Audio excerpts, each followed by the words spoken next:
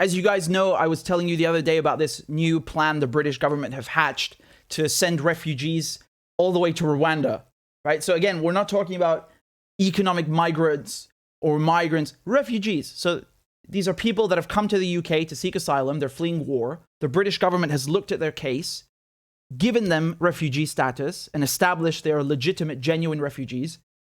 And then they want to send them to Rwanda. And this is, of course, especially egregious and shocking because the UK not only signed the UN Refugee Convention, it helped author it. And now it's backpedaling and trying to shirk its responsibility as a signatory and as a country that, quite frankly, has helped create those refugees. I really love these morons who think that colonialism stopped in 1945. Like, oh, the British Empire, that's 70 years ago. That's not today. Are you high? Do you know what Afghanistan is? Do you know what Iraq is? Can you read a map? Do you live under a rock? Do you not know what your country has been doing? Our country, I should say. Like, do you not look at the news?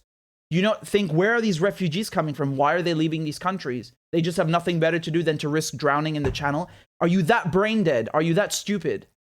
This is so disgusting, and it's really called adding insult to injury.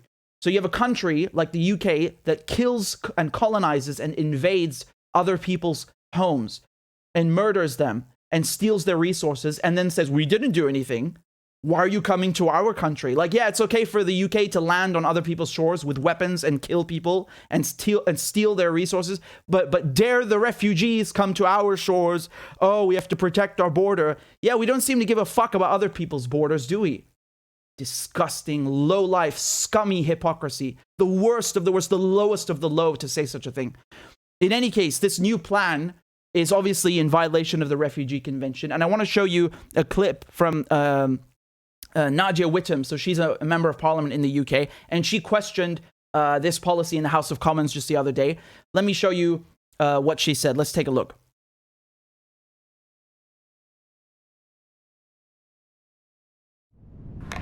I thank the Minister for giving way. Under international law, anyone can claim asylum in any country that has signed the 1951 UN Refugee Convention. And that convention makes it clear that people fleeing persecution can reach a country via irregular means if they are unable to use a valid visa. So, given that there is no legal way to come to the UK for the purpose of seeking asylum, does he accept that the government risks breaking international law?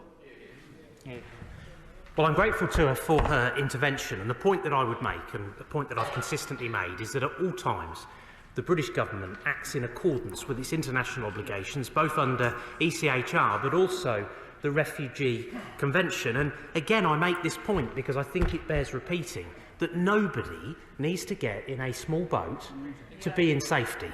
Everybody doing so is leaving what are inherently safe countries with fully functioning asylum systems, and if people want to come to this country, and we have a proud record of providing sanctuary here, they should do so through safe and legal routes, and we have a proud record as a government of providing safe and legal routes, reflecting the fact that there are conflicts and instability in the world, and we respond to those challenges. I'll gladly... What a disgusting liar. Every single sentence that came out of his mouth is a lie.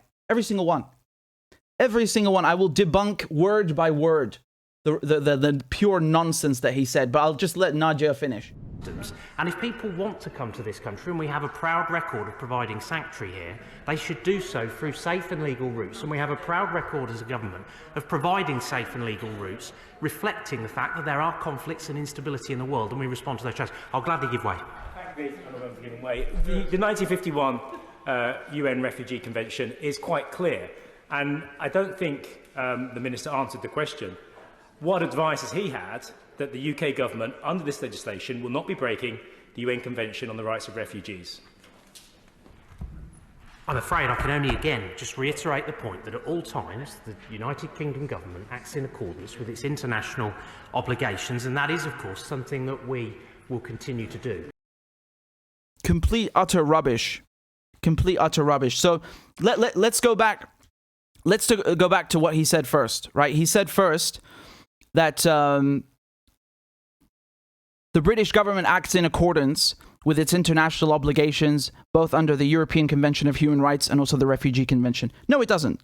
No, it absolutely doesn't. When you have somebody that comes to seek asylum in the UK, you have to process them and give them refugee status if they're found to be genuine refugees in the UK. It doesn't say you should send them to Rwanda or the Moon or Mongolia or Brazil or wherever else you fancy. That's wrong. And then I'm not even mentioning the other, disgusting policies that the UK has done. But let's just focus on the Rwanda plan. And then he says it bears repeating that nobody needs to get in a small boat to be in safety. Everybody doing so is leaving what are inherently safe countries with fully functioning asylum systems. That's, again, why do you sign the Refugee Convention if you don't want to follow it? The Refugee Convention is very specifically clear. It says that refugees are expected. We know that these are people fleeing war, and they will come by irregular means. Okay? So the fact they came on a small boat, or they came by submarine, or they fucking parachuted onto Buckingham Palace is irrelevant. It makes no difference. That's not what the Refugee Convention says. You either sign it and respect it, or don't fucking sign it. So this is very disgusting what he's saying. And it's gaslighting. Oh, like, you don't have to get in a small boat to be in safety. It's not about safety. Someone is a genuine refugee. They want to come claim asylum in the UK for whatever reason it is. Maybe they speak English, so they'd be able to integrate more easily. Maybe they have family there. Maybe they come from a country that has history, or I should say, that's a nice way of saying it was colonized by the UK. So it has cultural ties, like they want to say. There are many reasons why they might come to the UK. And this idea that oh, well, why are they coming to the UK? They're leaving countries with fully functioning asylum systems. This is also wrong, because he's assuming that every country on the planet has signed the Refugee Convention. That's a lie. That's not true. That's not true. I can pull up the map for you. When you go to Australia, for example, there are many asylum seekers in Australia. Hold on, let me pull up the map. They make their way to Australia through Malaysia, through Indonesia. Some of these countries have not signed the Refugee Convention, so you're assuming that they take in refugees and asylum seekers and know how to process them and have the facilities and are set up for that. That's bullshit. It's not true. You just made that up. Here.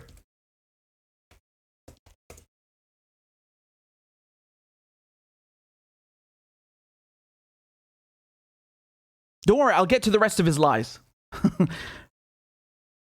So this is according to September 2012. It's not the most up-to-date map, but nevertheless, I think it gives you a fair idea that there are quite a bunch of countries that have not signed it, that are not parties to the Refugee Convention. So just assuming that they all are, that's not true, especially if we're talking about Australia. And then they'll come and say, yeah, but France signed it, and you're coming through France. Why don't you just claim asylum in France? Because they don't have to. They don't have to. There's no legal obligation to claim asylum in the first country you reach. With that logic, hold on a second. With that logic, nobody should ever be a refugee outside the neighboring countries, right? That's their logic. So they're saying if there's a war, you should only go to the countries next door. So that means that, people who were refugees from World War II, there should be no refugees from Europe in the United States. What are they doing in the United States? Why didn't they claim asylum in let's not say Russia. Why didn't they claim asylum in a neighboring country? Why didn't they go to Africa? Why didn't they go to the Middle East to claim asylum?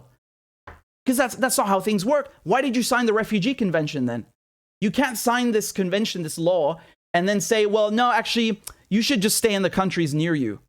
Those countries that are affected by war, let's say Syria, for example. The neighboring countries are Turkey. Turkey already has 2 million Syrian refugees.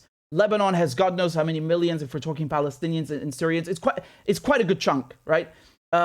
Iraq, I mean, the idea that, yeah, you should go to a neighboring country, you don't know if that country is going to get bombed tomorrow. They never leave the place alone. So you have Iraqi refugees who came to Syria in 2003 because the US and the UK bombed it. And then Syria's at war, and Syria's being attacked by NATO. So they're no longer safe. So this idea you should just go to the neighboring countries is ridiculous. And the fact is that most refugees are in the neighboring countries, and those countries don't have the resources. So they're basically saying Lebanon and Turkey and Syria and Iraq, they should be taking in refugees when they don't have the money. and the resources to take in refugees. You know who does? The countries creating the refugees. The UK, the US. They have the space, they have the money, and they are the ones that are responsible for the wars. They created the refugees. So they have every legal and moral responsibility to take in those refugees. And claiming that Lebanon is going to be able to handle Syrian refugees better than the UK is bullshit. This is lunacy. Lebanon has nowhere near the same resources. People in Lebanon cannot even eat. There's an economic crisis. And again, who's behind that? Who's behind that?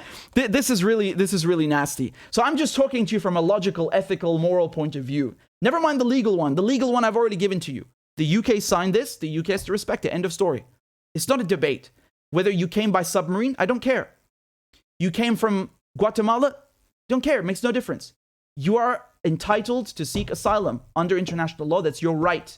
You're a human being. You can seek asylum. End of story. I'm not discussing this. The Refugee Convention is very clear. That's it. And so this idea that they're going to save money is also disgusting, because they are going to make more money for their friends in the private sector. That's what this is all about. There's lots of money involved. Let me play you this clip. I think this is from Yvette Cooper, April 19th. Let's see what she has to say. Money going to come from in order to fund this plan?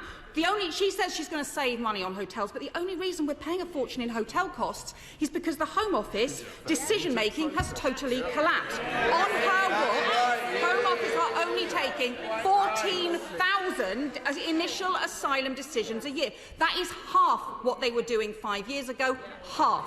Taking fewer decisions than Belgium, Netherlands, Austria, never mind France and Germany. So the costs to the UK taxpayer have soared by hundreds of millions of pounds because she isn't capable of taking the basic asylum decisions. And because she's not capable of taking those decisions, she is trying to pay Rwanda to take those decisions instead. Yeah. Whether people are refugees or not, whether they are victims of modern slavery or not, whether they have family in the UK, whether they've come from Afghanistan, Syria or even Ukraine. She is asking them to do the job that she is not capable of. Yeah. She says it will deter boats and traffickers, but the Permanent Secretary says otherwise. He says there's no evidence of a deterrent effect, and there has been a total failure to crack down on criminal gangs that are at the heart of this problem. The prosecutions for human trafficking, for non-sexual exploitation, are down from 59 in 2015 to just 2 in 2020. Just 2.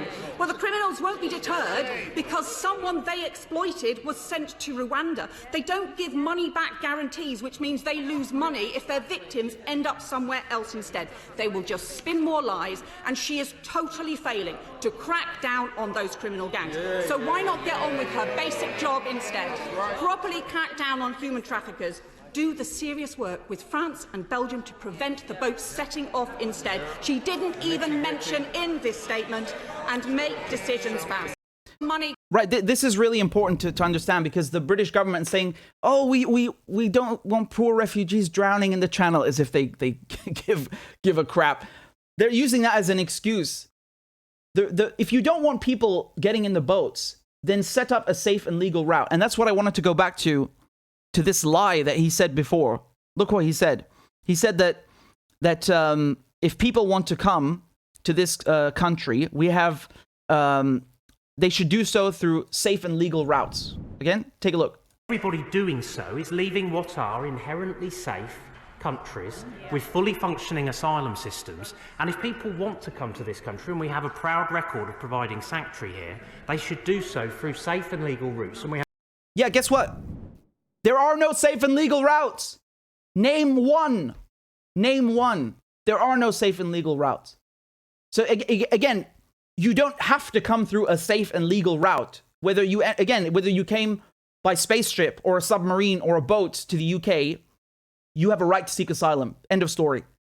But just to prove how they're such liars, they say you should come through a safe and legal route. There isn't one. The UK has no system in place to help refugees make applications or come to the UK to make applications, because again, you have to be on UK soil. The way this works is that if you want to apply, you're a refugee and you want to apply for refugee status in the UK, you have to come to the UK. You have to be on British soil. You can't walk into a British embassy. You can't do it from France.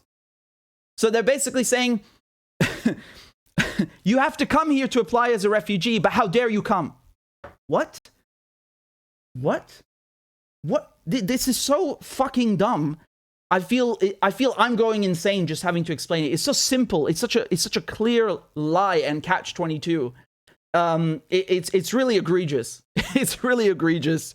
And you can see that they don't want to take in refugees because it's saying, why are you leaving behind all these countries with perfectly safe and legal systems? Why are you coming here? Leave us alone, man. Leave us alone. It's not our fault we bombed your country. It's not our fault we destroyed your country. Why are you coming here? Why are you coming here? I think a lot of people would like to know why the British came to their countries with guns. Why they went there to colonize and plunder and kill. How about you answer that question? Do you have an answer for that? Oh, protecting our borders, our shores. But fuck everybody else's borders and shores.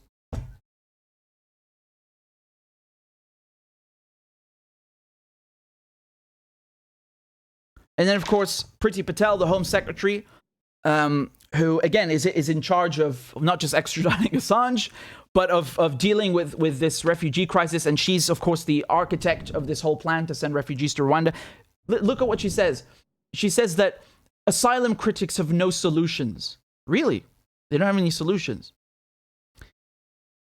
So writing in the Times with the Rwandan foreign minister, she said they had proposed an innovative answer to the deadly trade of people smuggling. No, you haven't at all. The boats are still going to come to England, but you're just going to send people to Rwanda. So that means the smugglers still make money. They will make no less money. This is stupid. And then she says no humanitarian nation could allow that suffering to continue. A humanitarian nation would not create refugees in the first place. Just letting you know.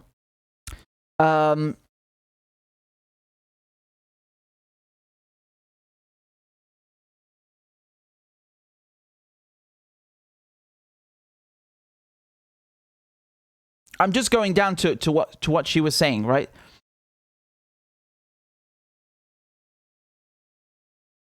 So I've gone through all of this with you. I've gone through how much money they're going to spend. We've covered all of this, but I just want to say one thing that when she's claiming that the critics of her plan have no solutions, of course there's solutions. I've given you the best solutions. Don't bomb other countries. Stop sanctioning other countries. Stop creating refugees. And when refugees do come, give them a safe and legal route to the UK instead of complaining about them coming in boats when you're forcing them to come in the boats. So that just the first three that I've told you, stop bombing, stop creating refugees. That would already fix the refugee crisis. Okay, there's not a refugee crisis. There's an imperialism crisis. Do you understand? And having refugees is a symptom of that.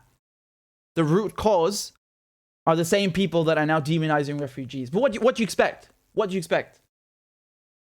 What do you expect? If they cared about these people, they wouldn't be, driving them from their homes in the first place. Now, I've seen this. I've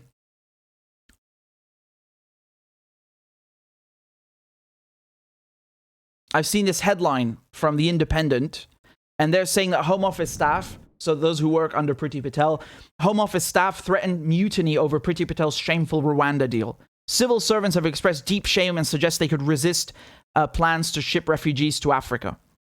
Now, Home Office staff have threatened a mutiny over Priti Patel's plans to ship refugees to Rwanda, with one drawing comparisons to working for the Third Reich. Not too far off.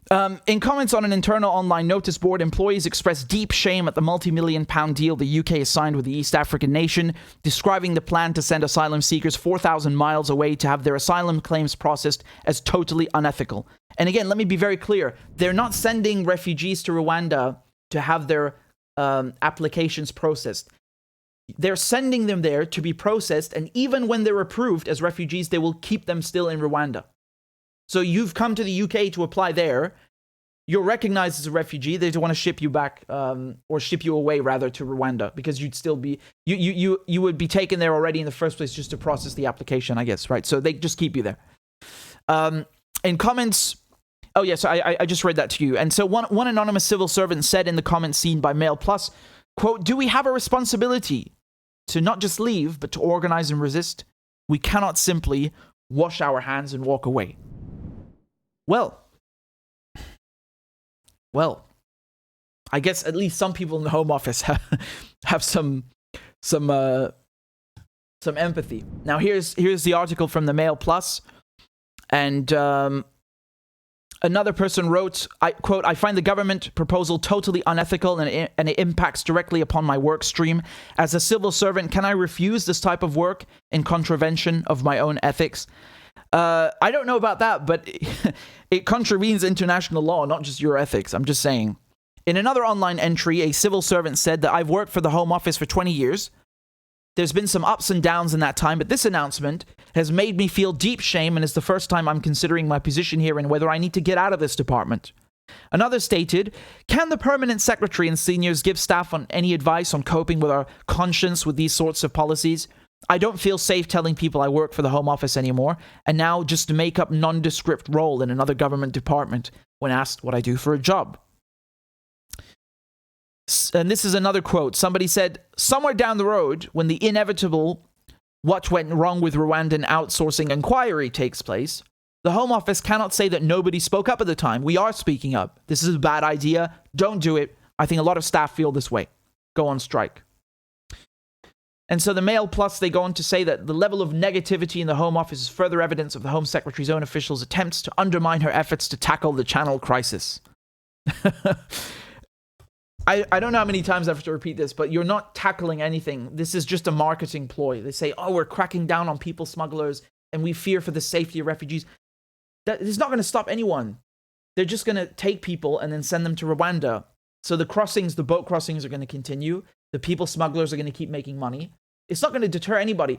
And the thing is that if they really wanted to stop people drowning and they really cared about their responsibility, their legal responsibility and obligation under the Refugee Convention, the UK would have safe and legal routes to get there. They would have something like, for example, a temporary visa solely, purely for asylum seekers, so that you, instead of having to cross the channel and risk drowning on a rubber dinghy, you would apply for this, you would be able to go to the UK safely, and then wait for your claim to be processed. If you're a real refugee, you'll be given refugee status. If you're not, you will have to go home. There's nothing unfair or controversial about that.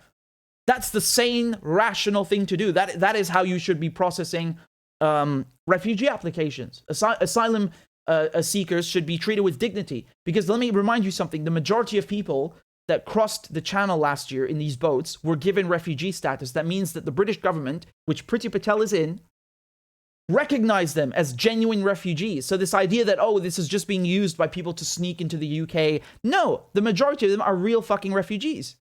They're fleeing war. They have genuine reason to seek asylum. And they've been recognized as such by the British government. So this nonsense that people are like trying to... I don't even understand that thing. Like, how dare they seek a better life? But it's not that. They're genuine refugees. So... Let me show another clip from the Commons with Priti Patel speaking. Let's take a look at what she had to say. Rwanda is not just a safe country, but it's a safe country that has been recognised by UNHCR and the EU, both of whom have resettled individuals to Rwanda. Rwanda is not just a... What? Do you hear what she just said? Did she just say that the EU has resettled refugees in Rwanda? I'm sorry, guys, but I've never heard of an EU country resettling refugees in Rwanda. I'm not sure what she's talking about. Now, let me be very clear. If you come to a country as a refugee, sometimes they have something called a resettlement scheme. So, for example, you could go and seek asylum in Australia, and the Australian government, they view your application, they see you're a genuine refugee, they give you refugee status, and you might end up not actually staying in Australia, but being accepted in the United States, for example, right? So the United States will basically share the load. I'm just giving an example here, but it's true that you have people that have been granted refugee status in Australia and then gone to the US as part of resettlement. So that is the thing. But I've never heard of the EU resettling refugees in Rwanda. I'm not sure if she's telling the truth with that, honestly. I'm not sure about that one. All of this just to say one thing. That even the people who for some reason or another, they have such hatred for, foreigners. You cannot deny these basic facts. The United Kingdom signed and helped author the Refugee Convention. It has a legal responsibility to abide by this convention, and that means processing refugees and if they are processing asylum seekers, and if they are found to be genuine refugees, to give them asylum. And sending them to Rwanda is in violation of that obligation. The UK is breaking its obligations under international law. And saying you're going to send people to Rwanda is not going to stop people from trying to get to the UK. You will still have people drowning. And the only real way to fix this is by offering people safe and legal routes. There are currently no safe and legal routes, as they claim. Now, again, if you're seeking asylum, it is presumed, it is in the Refugee Convention, that you will be arriving by irregular means. You know why? Because people that are leaving their fucking home in a war zone don't exactly have the lavish capacities and money and resources to arrive safely to wherever it is they're seeking asylum, in case that wasn't obvious. So it is very clear that refugees will arrive by irregular means. That's a given. So whether you come through a legal route, whatever the hell that means, or you don't, you still have a right to seek asylum. There is no such thing as an illegal asylum seeker. Seeking asylum is a legal process that you initiate, okay? Any human being can go and seek asylum in a signatory of the UN Refugee Convention. That's a legal process. There's nothing illegal about it. That sounds so ridiculous. It's an oxymoron. So whether you came by a parachute, a spaceship, irrelevant. And the UK knows this. And the majority of people who came last year across the channel were genuine refugees. So I don't know why they're risking their lives. They should give them safe and legal routes like they claim they have. I don't know what they are. And if they're really serious about breaking up the people smugglers and saving people's lives, that's how you should do it. But they're not serious, and they just want to make money for their friends. That's what this is all about. Giving private contractors, foreign governments money to do their work for them. And then, of course, they make people suffer for no reason. This is really bad. Just look at what happened in Australia with the offshore detention centers.